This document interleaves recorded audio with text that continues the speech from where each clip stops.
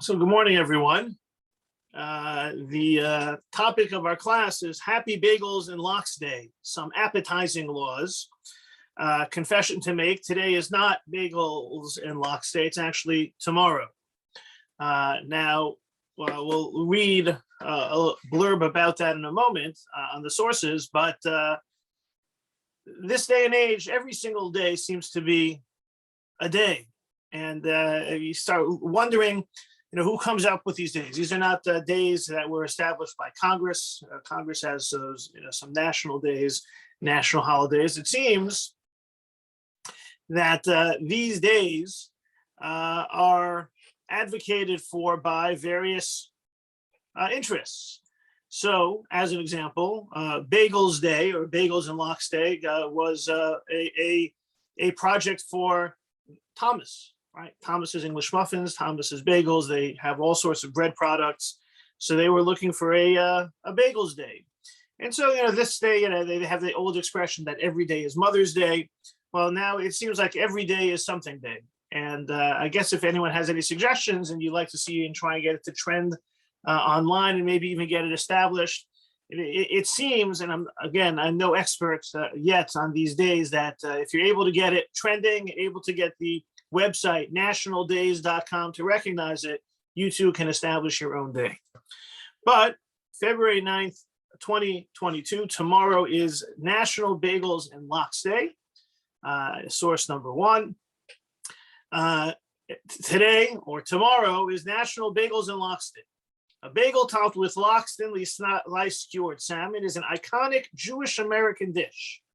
Once found only in New York delis, this delicious sandwich is now popular all across the country. Bagels originated in Poland in the early 17th century. Jewish families often ate bagels on Saturday evenings at the conclusion of the Sabbath because the bagels could be baked very quickly. The bagel symbolizes the circle of life. Lox, which symbolizes the saltiness of tears, is an entirely American invention. It became a popular sandwich filling in the mid-1800s when the Transcontinental Railroad began shipping barrels of salted salmon to the East Coast. To celebrate National Bagels and Lox Day, take part in this Jewish-American tradition and enjoy a tasty bagel topped with cream cheese, lox, red onion, and capers. And oh, by the way, February 9th is also Pizza Pie Day. It's a lot of carbohydrates in one day. Pace yourselves, people. But that is National Bagels and Lox Day.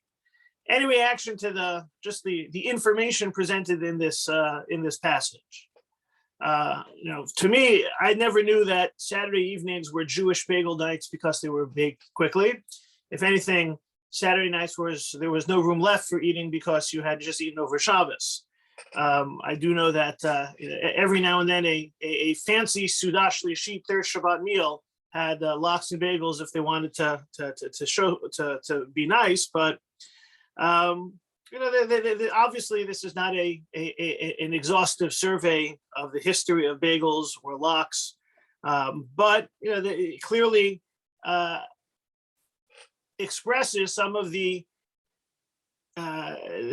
stereotypes that bagels and lox are Jewish food. Lox not necessarily, herring more so, but in general, what is mentioned is that when lox became more readily available in the mid-1800s, it certainly was something that was able to be adopted as part of the appetizing foods menu of those who were selling other types of cured and salted foods on the Lower East Side. Very much was the business of the Jewish immigrant in their deli. And so that's why we see this, the bagels and lox is, as it says here, taking part in a Jewish American tradition. So something to think about if you're making your preparations for tomorrow. But I thought it would be interesting to look at what I call some appetizing laws, some of the history or the Jewish history and approach to bagels and lox, because there are a number of halachot, a number of Jewish laws which can emerge from just the very idea of bagels and lox. And so let's dive in with where does the bagel come from?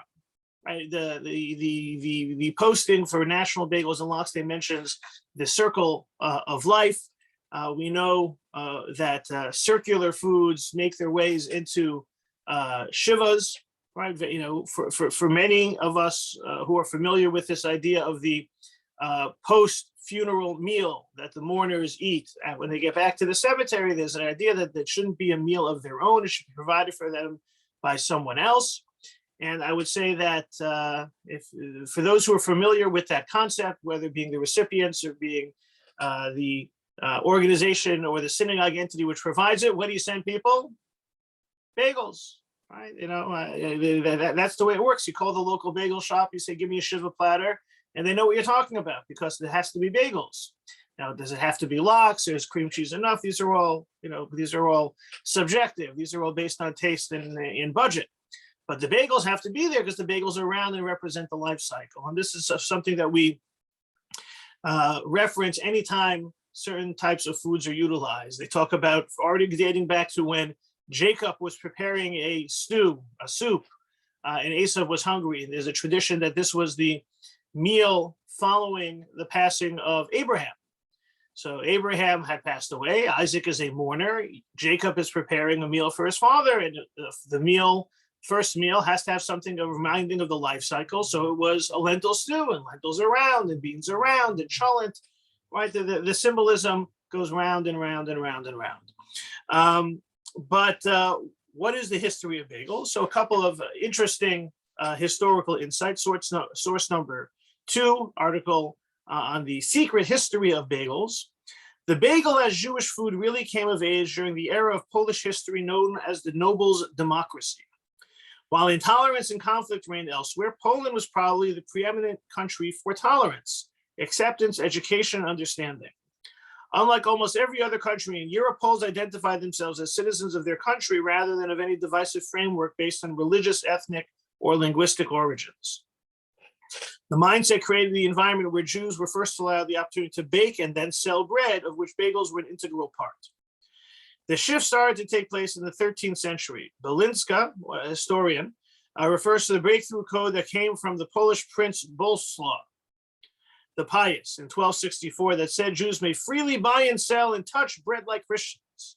To quote Belinska, this was a radical step, so radical that in reaction in 1267, a group of Polish bishops forbade Christians to buy any foodstuff from Jews, darkly hinting that they contained poison for the unsuspecting Gentile.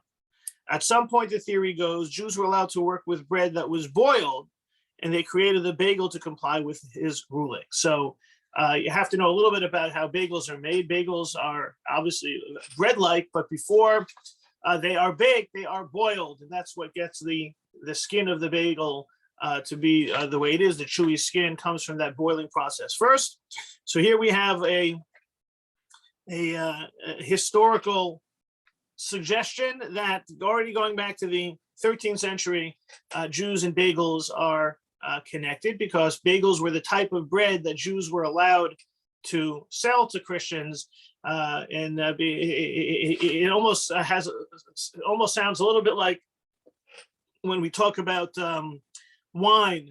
We talk about yayin mevushal. If wine is already quote unquote cooked or heated, it's no longer considered good enough for non-Jews to use for their sacramental purposes.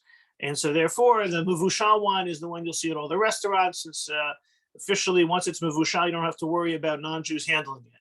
So the same thing, the non-Jews had something similar with bread. Bread is bread, but bagels aren't bread because bagels are boiled first. If you boil the dough, then you don't have to worry about any type of, you don't have to worry about any type of Jewish, you don't have to worry about any type of Jewish contamination of the bread.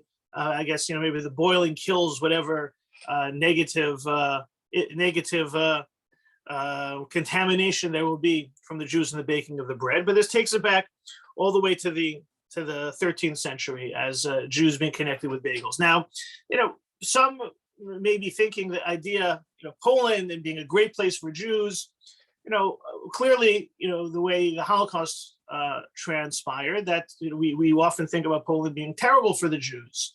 And the Poles being anti-Semitic, and I think yes and yes. At the same time, the history of Poland in terms of Jewish involvement in Poland, the fact that we're talking about a Jewish opportunity to economically flourish in Poland in the 13th century shows that the history of Poland is one that has a lot of positive elements for the Jews. There's a reason why so many Jews live there. At the same time, we also see the tension that positive experience being tempered by religious anti-Semitism. Right. In this case, it was the Polish prince who was welcoming of the Jewish involvement in commerce and in the economy, in the baking industry. And it was the bishops who felt this was too nice to the Jews, and the Jews are our enemy, and we have to shut them down. And this tension, really played itself out in terms, in general, theological anti-Semitism found within Catholic Church, certainly the medieval Catholic Church, and the Jews finding their place there. Just as a note, there's some of us are familiar with a woman by the name of Rachel Roth. Rachel Roth was a Holocaust survivor. She passed away just a week and a half ago, at the age of 97, author of a very powerful Holocaust memoir, Here There Is No Why. And my family and I are very familiar with the Roth family and Rachel Roth.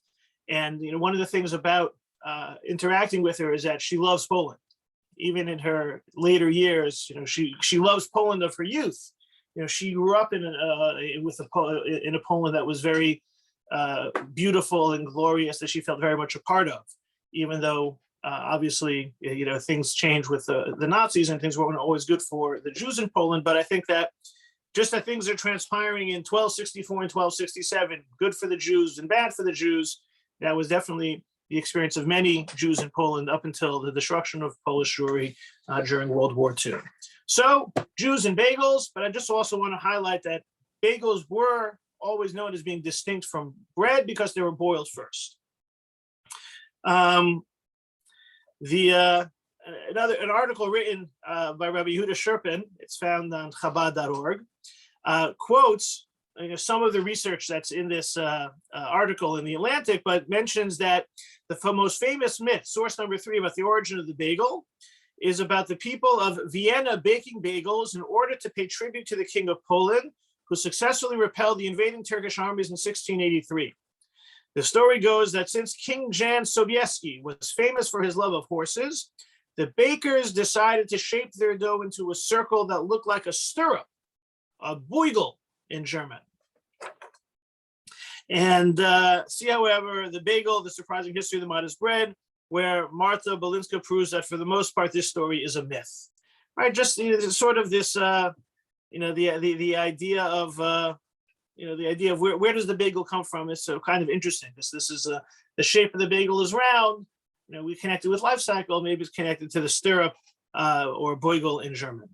Now, if we're talking about stories, the Sherpin tells another story, a well-known Hasidic story. Rabbi Shner Zalman of Ladi, the Alter Rebbe, first Rebbe of Chabad, was once learning with Rabbi Avraham. While learning, Rabbi Avraham reached such a deep state of soulful longing for godliness that his soul was about to leave him. He was faint. Thinking quickly, Rabbi Shner Zalman forced his friend to eat a piece of bagel with butter to bring him down to reality, and his life was saved. So there was such spiritual longing that he was faint, and the Rebbe gave him a piece of bagel. So now the Rabbi Menachem Mendel Schneerson, the late Lubavitcher Rebbe, remarks that this story about the two rabbis studying and one feeling so faint he was going to die, and his life was saved, he was revived with the bagel. He points out that this story mentions the bagel, includes the trivial detail that the life-saving food was a bagel with butter. But see, they weren't eating lox then. And in Russia, they had bagels with butter, but neglected to even tell what lofty subject prompted the angel to almost leave his body. The Rebbe went on to explain that the bagel had to be in because the angel had to live as a soul in a body in order to fulfill his purpose, revealing godliness in the physical world through learning Torah and performing mitzvahs. On the other hand, the topic they were learning together would have caused the soul to leave his world, which would have detracted him from his purpose. Thus, the crucial aspect of the story is the bagel with butter, which helped him continue to fulfill his purpose in the world. Right? This is a story about the two rabbis discussing a spiritual, lofty concept, and the rabbi having to be revived with a bagel. We know about the bagel. We have no idea what topic they were discussing. And so, the Rebbe teaches us the importance of grounding ourselves in the physical world. So the next time you savor the taste of the bagel, no matter the topping, remember that our purpose in this physical world can be revealed even in a humble bagel. Yeah, so there you have the bagel which saved the rabbi's life or brought him down from spiritual faintness but that he ate the bagel lives on, even if we don't know what theological principle he was talking about. So that's the bagel in history, in mythology, and in Hasidic storytelling. But I want to get back to what we mentioned before with the fact that the dough for bagels, its bagels are boiled and then baked. This has led some to think or posit that bagels aren't really bread, because bread is baked and bagels are boiled and baked. And so some have felt that bagels are not hamotzi, are not real bread from a halachic perspective, and that the bracha on a bagel would be mizonot, right? Things made out of flour and water aren't automatically hamotzi, right? We have cookies, which have sugar and other ingredients mixed in, they're mizonot. We have pasta, which is mizonot. Some bagels, maybe they're in the category of mizonot. So just source number 4 dispels this notion and talks about dough that it's called chalut. It's like bread dough that is boiled. Afterwards, it is baked in an oven. Pat gamor hu mevarech alav hamotzi. Without a doubt, you make hamotzi on this type of a product. It's boiled and then baked.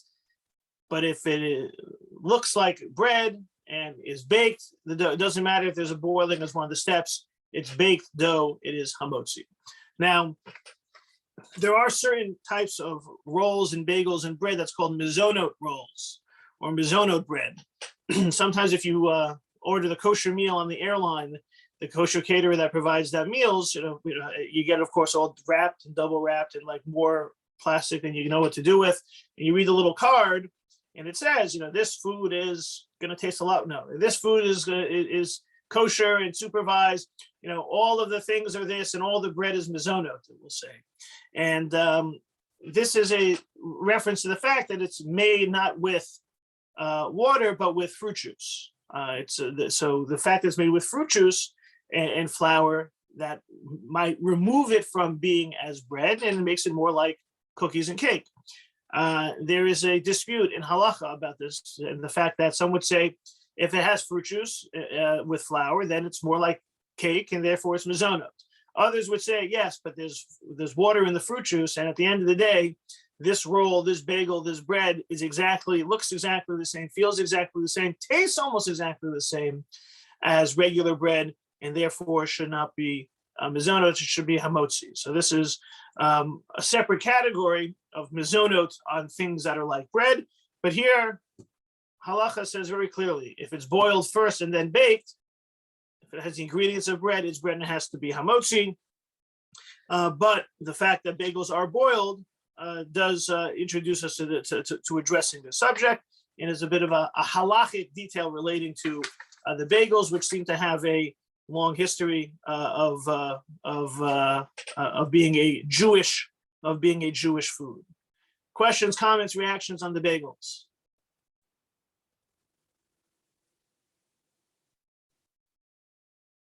Okay. Some have said that maybe like a cinnamon raisin bagel might be more like cake. For Sephardim, that might actually be true, but for the most part, bagels are bread.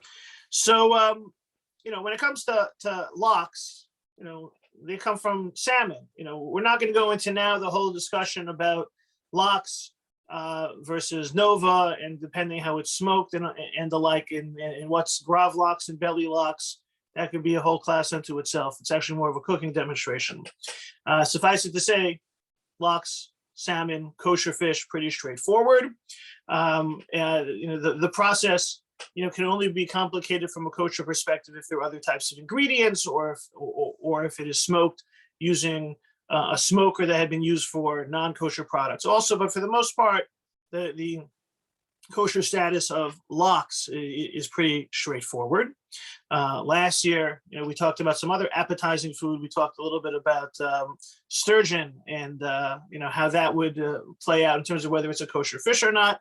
We were not going to revisit that for now, but so the lox are fine. However, within Jewish law, there is a statement made by Rabbi Yosef Cairo, the author of the Shulchan Aruch, in his Beit Yosef, which is his commentary on another Jewish legal volume, where it may be that lox with cream cheese could be problematic.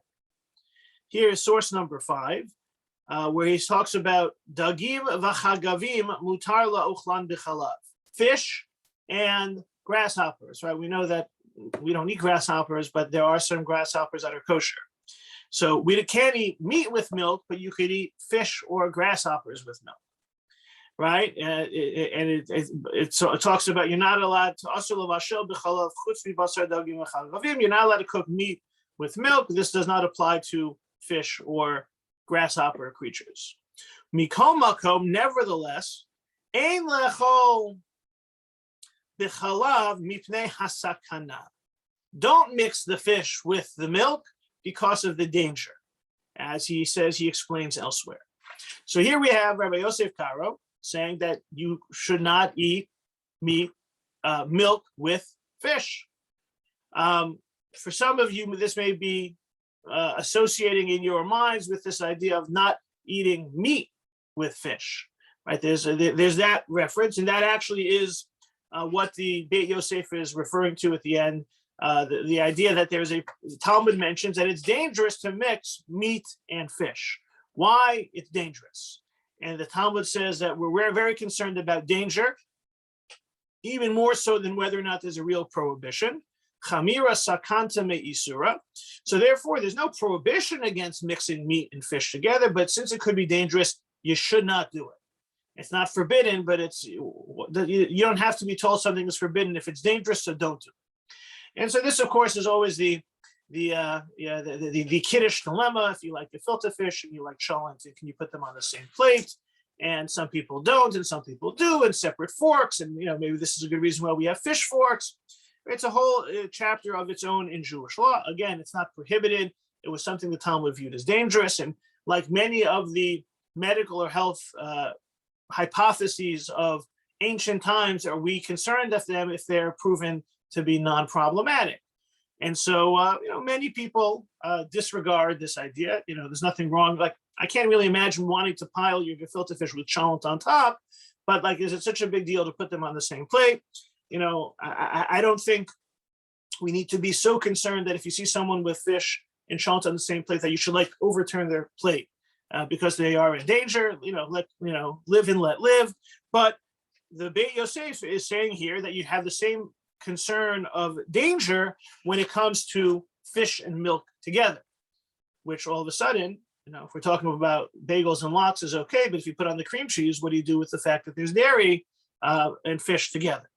So comes along the Darchei Moshe in source number 6, which is Rabbi Moshe Isserlis. Rabbi Moshe Isserlis is the Rama. He's the source of much of our Ashkenazic practice. And he says about this, Lo ra'isi miyama nisharan bazeh. Right? I've never seen anybody worried about this. Right? Where he references there being danger has to do with not eating fish with meat because of danger. Aval b'chalav shari, but to mix fish and milk is absolutely permitted. Right? And so it seems that maybe the rabbi got mixed up between mixing up meat and fish, and that's what he is dangerous. It's not dangerous to mix fish and dairy together. And so there are a whole host of reactions and responses to following this. It's since the Beit Yosef is Sephardic, in Sephardic circles, there have been those who have said you're not allowed to mix fish and milk together. In particular, this would apply. You're not allowed to have lox and cream cheese and bagels. I know some Sephardim like to actually have, since a bris is a festive meal, they think you should serve meat. So that usually means you're not serving cream cheese at all. So, you don't have the lox and cream cheese and bagels at the Sephardic brises. For many Sephardim and Ashkenazim are living in the same community, and they've developed a taste for some of the Ashkenazic food, like the Ashkenazic cholent or the lox and bagels. And some feel that the Beit Yosef, he doesn't record this law in his Shulchan Aruch, in his Code of Jewish Law. So therefore, we don't have anywhere explicitly found in halacha that it can't be consumed. So some follow the Beit Yosef's concern and say it should be avoided. Some say this concern can be ignored. Ashkenazim, of course, don't have the problem because Darchei Moshe, Rabbi Moshe Isserlis says this was never a concern. Interestingly, summed up in source number 7, nevertheless, since Rabbi Yosef Karo wrote that milk and fish should not be mixed, there are those who do not mix them. Chabad custom is that we do not eat fish together with milk, but we do eat fish with milk products. So therefore, even adding a touch of butter or cream to the milk is sufficient to permit it mixing it with fish. Certainly then lox and cream cheese can come together on any Chabad table. So even if you are concerned about mixing fish and dairy, it's not fish and dairy, it's fish with milk specifically. So anytime it's not just milk, and cream cheese are not just milk, is not just milk, it would be allowed. So you have those who say, yes, we are concerned about mixing fish and milk together, but it's only mixing fish and milk together. You can mix your fish and butter together. You can mix your fish and cream cheese together. You can make your lox and bagels with cream cheese, and everything works out okay. So that is with regards to we've talked about the bagels, we talked about the lox, we've talked about the lox and cream cheese. Questions, comments, reactions on this set of halachot? Rabbi, Yeah. I have three. See, I don't eat bagels because there are too many calories, but I have three potential other holidays, and I'm wondering what you think of them. Blintzes and gefilte fish day, or apple strudel and Manischewitz wine day, or Schonk and seltzer day. Is any of those interest to you? I'll proceed with proposing them to the higher authorities. So I think it can be proposed. I think you're presenting them here right now to this group, and that's a good way to start and see if it picks up any traction. Once upon a time, Manischewitz wine would have been a lot more popular. It ain't what it used to be. Some of those flavors of the good old days, like Malaga and Cream Pink Concord, have been replaced by drier and some would say finer fare. But look, definitely the Jewish foods you reference are worthy of commemoration. Seltzer. We'll have to sing the Seltzer Boy song for those who know it. Alan Sherman, but I'm not going to do it. Maybe to the highest bidder, we'll do it as a fundraiser. However, but those are the classics. It's almost some I might mix them up a little bit. To create a little variety. But I think we should all try to highlight and venerate our favorite Jewish foods. Some of them don't really go so well together, but many of them do. And finding new combinations, that's just how we contemporize things. So I'm all for it now. Rabbi, one additional note. Rabbi? Wine is about $10 or $11 at Pops. Is the best kosher wine made in Israel I have ever tasted. Amazing. I'm thinking we should do kind of a wine sampling or tasting event. Share our favorites. Judy, you had a question. Yes, this reminds me of Lo Tavashel Gedi B'Chalev Imo. Now, is chalev milk or is it fats? Or is it milk derivatives or any kind, or just plain milk? So it's a great question. So Lo Tavashel Gedi B'Chalev Imo. First off, the fat chalev is milk.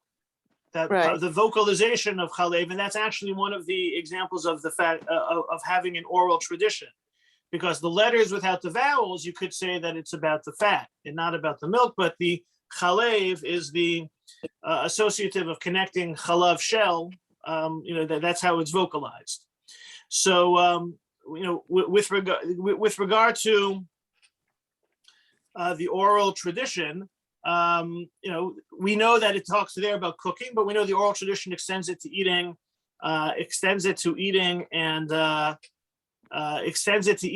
and getting benefit from as well. So that's that's there. Now, in terms of these other concerns, right? The Torah starts only with beef, animals, meat. The rabbis extended to chicken. It seems that there were some other concerns. Some would say that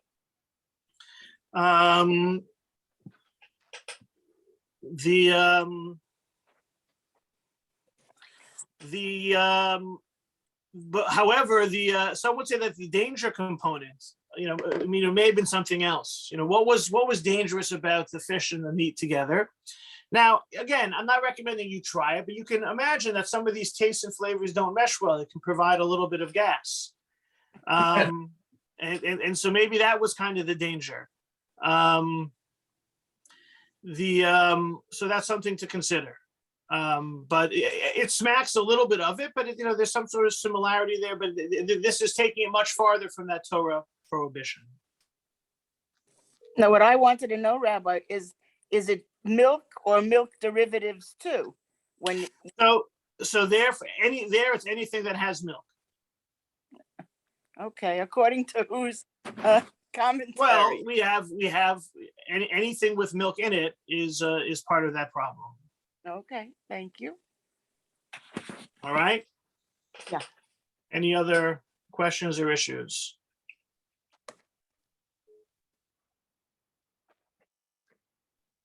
Okay, so now there's one other halachic issue to discuss, a question that we will discuss unless there are others.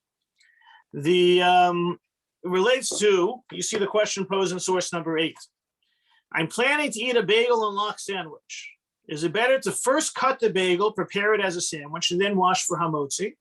Or is it preferable to recite hamotzi when the bagel is whole and prepare the bagel afterwards, even though this will cause a hefsek, a delay between the bracha and taking the first bite? So it's a good question. Not necessarily something I think of. I would say that I'm more likely to, I want to have a bagel and lox sandwich. I'll make the sandwich, make hamotzi.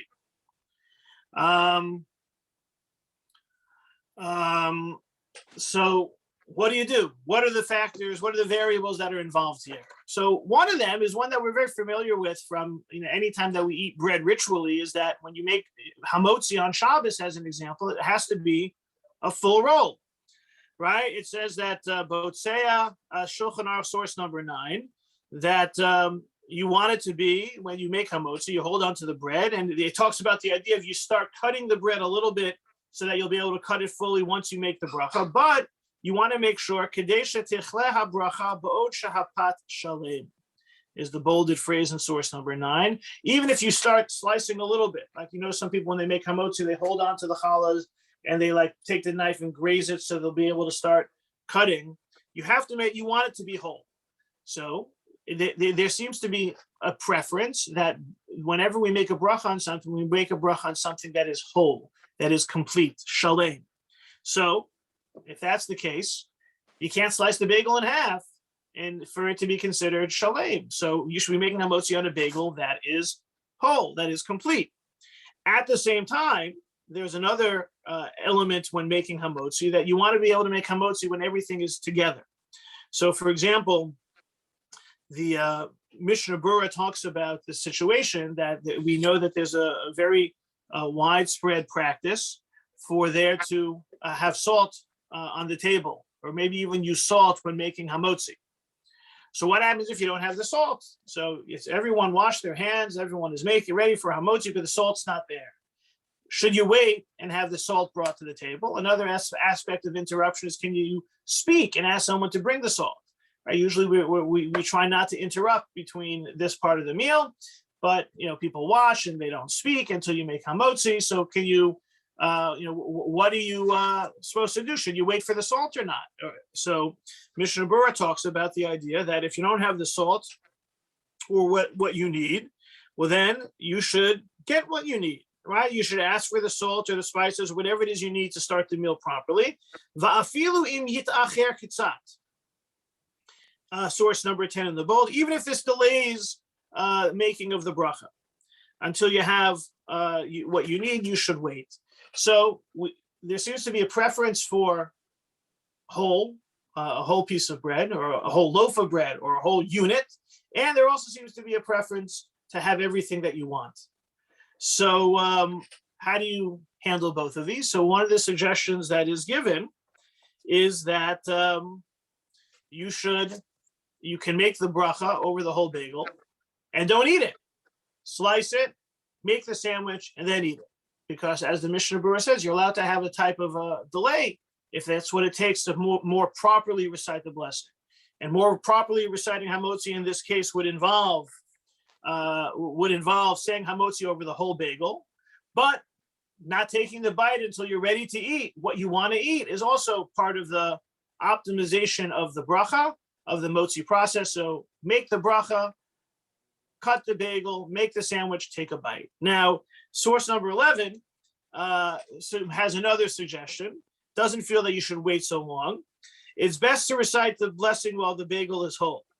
The best advice would be to make the bracha on the whole bagel, dip the bagel in the cream cheese before eating it. This way you both eat it whole and eat it with the cheese.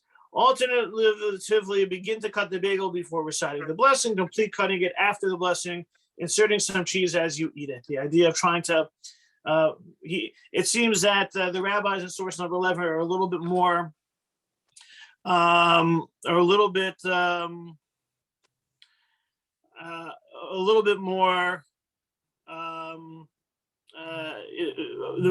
rabbis in source number 11 don't want to have so much of a delay.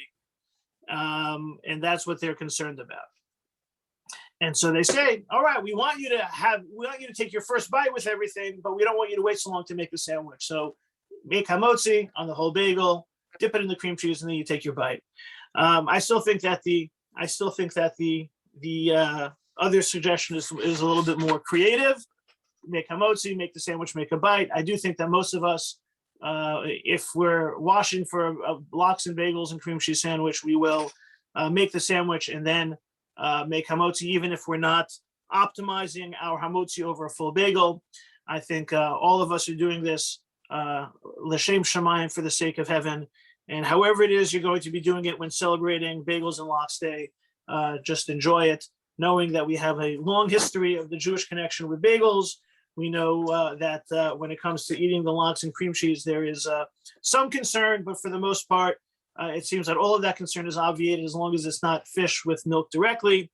And to be sensitive to always try and optimize our motzi and minimize our interruption when enjoying all of this together. Rabbi, Happy to take questions and comments. Yes. Rabbi, maybe the bagel was more whole with a tiny hole in the middle. Maybe they pushed it out and made motzi on the push out in the middle.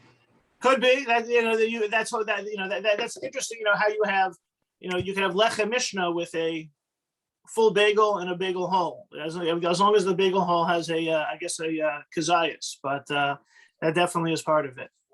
Is there hafresha on bagel? Sure. Anytime you have dough like that, there would be hafresha. Yeah, I'm not. So that the dough definitely starts off as hafresha. That was going to be that it was going to be boiled. Yeah, no, you don't boil the hafresha. You have dough, and you take from the dough. I've never taken from a dough. Have you made bagels lately? No, but I never took from a yeast cake dough. Yeah, but it's not. But bagel dough is bread dough essentially. They just boil it first before they bake it. Okay. In terms of yeast cake, the idea of babka, type of a thing, how much, whether it qualifies as bread or whether it loses its status is a separate conversation. I guess if it's more like a bread dough, then it requires a fresh challah. If it's more like cake, then it does not. I'm not as, I haven't made either. Certainly haven't made babka in quite a while. Ever. Okay. Rabbi Weinstein, Yes. I heard something about salt on the bread. You're only referring to Shabbos, no? No, some people would say it's all the time. Oh, really? Yes. All the time, every time you make a motzi. That's once upon a time, I believe that traditionally Jews were more conditioned that every meal is a hamotzi meal and the like. Shabbos is just a lechem mishnah, that ritual piece of it, but every meal is a motzi meal. Oh, so salt. Okay. But I've always, followed our family practices. You have salt on the table. It's all about the mizbeach, making it like the altar. It's not really about necessarily salt in the bread, but All week long. Uh-huh. Yeah. Okay. Very nice.